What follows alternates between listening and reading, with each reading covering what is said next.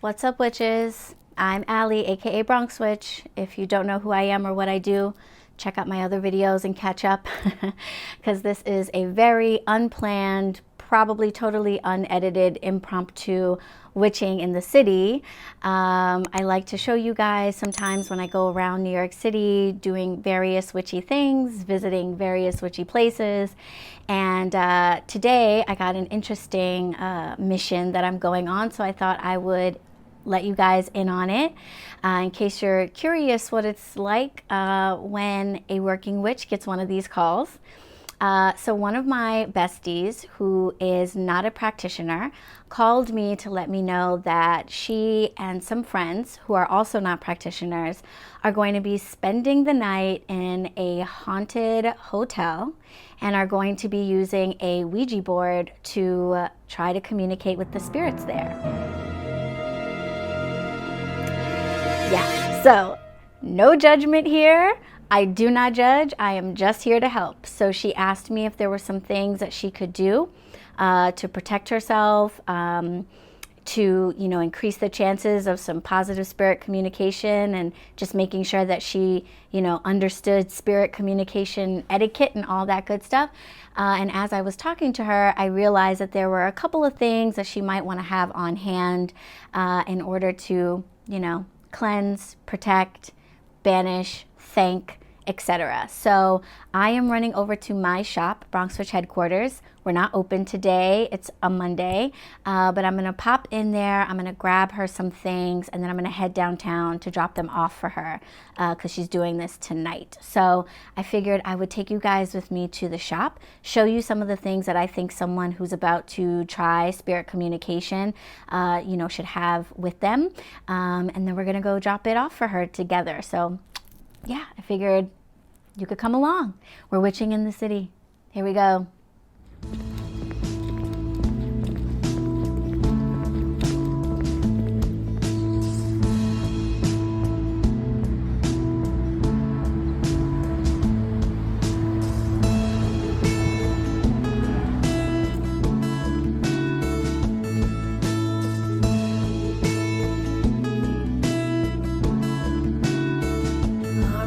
Here we are.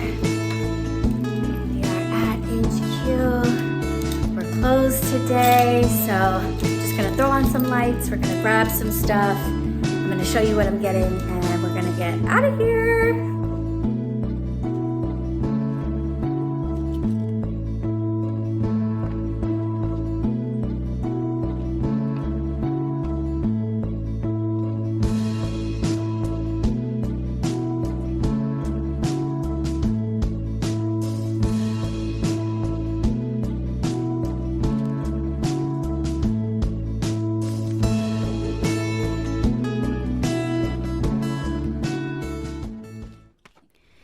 Okay, so I have grabbed everything that I think she's going to need, and I'll just show you what we're working with.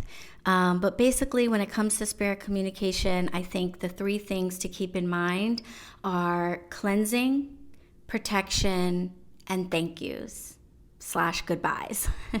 So cleansing, I think it's really important to cleanse ourselves, cleanse the space, our tools, and anything else that we might be using, just to let go and release of anything funky or low vibrational that we might be carrying into the situation. We don't want to be attractive to other low vibrational energy. So if we can raise our own energy and the energy of the space and the items around us, then that increases the chances that we're only going to be interacting with high vibrational and benevolent spirits. When it comes to protection, I always like to mention it, but I try not to harp on it because I feel like sometimes as folks are beginning to explore spirit communication, when all the focus is on protection, it can really put you in a place of fear. And fear is a low vibrational energy that's only going to attract the wrong type of energy. So protection is important. It should definitely be done. But I don't think you want to go into the situation with a whole lot of fear that there's something evil or terrible that you need to be shielding yourself from. Regular protection rituals are important. Having a relationship with different spirits that you know that offer you protection, so they can be with you to see what you can't see and help you avoid the things that you could never know about, is important. But because my friend and her friends don't necessarily have a regular protection ritual or spirits that they know to call on, I wanted to make sure that I included some things to help with that. And then there's the goodbyes.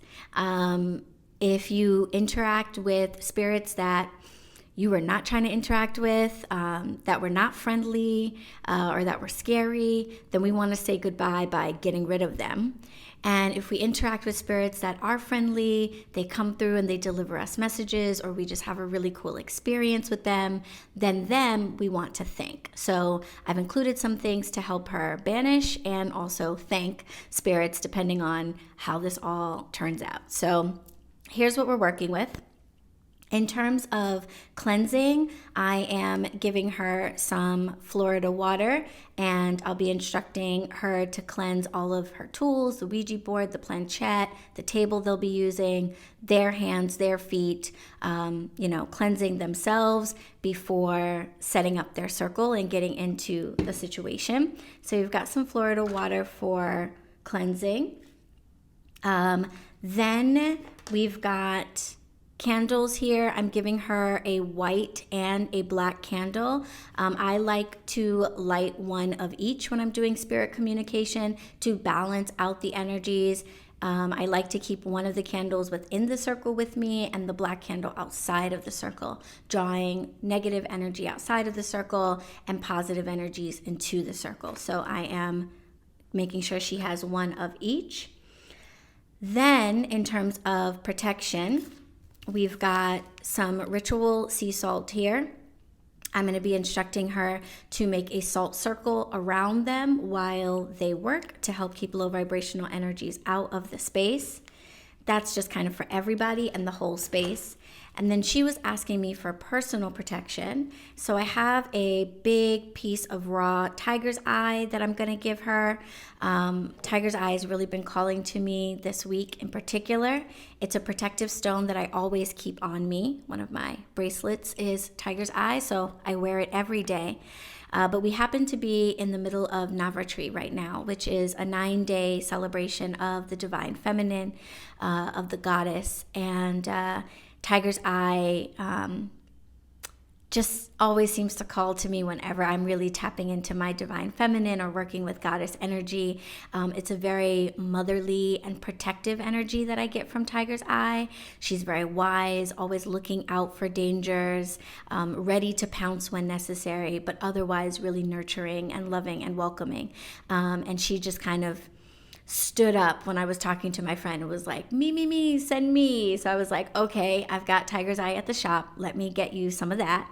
And I went ahead and grabbed a nice piece that was calling to me. So that's really all I'm equipping her with for protection: a circle, candles, and a protective stone. Okay, and then when it comes to, and the other thing I'm giving her, which is not really for protection, this is more for calling in, is some frankincense and myrrh.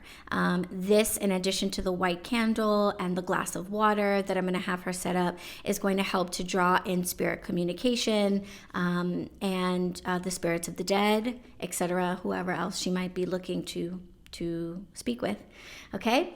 Then in terms of goodbye, for ridding the space of anything low vibrational, anything fearful, anything strange that happens, I am giving her some camphor. Camphor is really, really, really great for dispelling negative energies. So I'll be instructing her to burn a stick of this after they are done with their session. I'm also letting her know that she and her friends should shower after the session as well. So the camphor will cleanse the space and they should cleanse their bodies. They can use what's left of the sea salt to do that as well, to kind of up the ante. A spiritual bath does not have to be complicated. A salt water shower is very, very effective. Okay. And then for the benevolent spirits that come through, if they get some great messages, they have some great experiences, I think it's really important to thank those spirits for coming through. So I'm going to be giving her a packet of my graveyard dirt herbal alternative. This recipe is based on the one in Stephanie Rose Bird's 365 Days of Hoodoo. I typically like to work with the dirt of the grave of the spirit that I am contacting. But when it comes to contacting spirits in general and not being specific, or if I am trying to contact a spirit whose grave I cannot access for whatever reason, this really comes in handy. But because it is herbal, it's made with mullein and cinnamon and tobacco, and all of these herbs are very special to spirit activity for different reasons and in different traditions, I find that it also serves as a really useful offering to the spirits of the dead. So after she communicates with them, I think she should find a tree near to the hotel and offer this to that tree along with some fresh cold spring water. So I'll be letting her know to do that. And then finally, I have several different plants that I tend to in my home. One of them is a type of a siempre vivum called a cathedral bell. And this morning, as I was saying my prayers and checking on my plants, literally a piece of one of my bigger plants just snapped off. Not even really sure how it happened. But yeah, she just kind of snapped off and said, I want to go with. And my friend is definitely a plant girl. She loves growing plants. She loves flowers. So I don't really know what this is about. I don't know if this plant wants to be offered. I don't know if she wants to be replanted and cared for, but I know that she wants to be a part of this experience and she wants to be gifted to my friend. So I wrapped her up and she is going in the bag as well. So that is everything that I am taking to my friend for her haunted hotel Ouija board experience, and some of the pointers that I will share with her about spirit communication. And yeah, I hope you found that helpful. I'm going to head downtown. Maybe I'll hop back on to show you a little bit of the city. And yeah, we'll take it from there. See you later.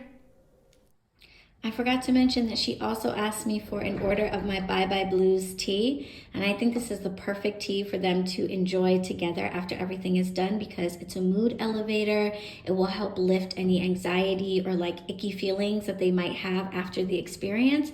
I thought it was so funny that she asked for this, because this is what I would have recommended for her to enjoy after anyway.